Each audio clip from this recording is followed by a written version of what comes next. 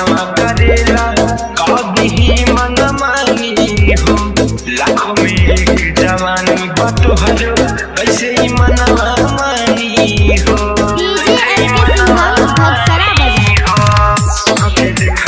मनवा करेला कभी ही मन मानी हो।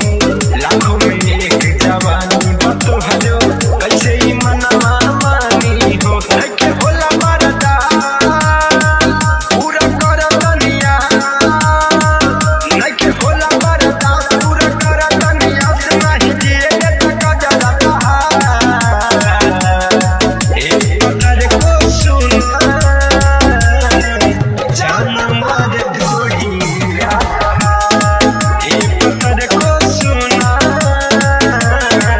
जान मार ढोड़िया।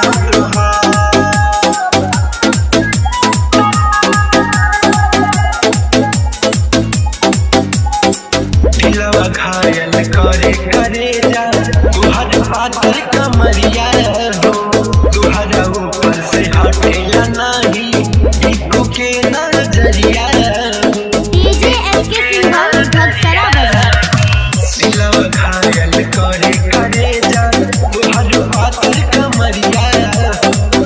तुहरा ऊपर से हटेला नहीं एको के नजरिया हो। तोहर के कोनो जो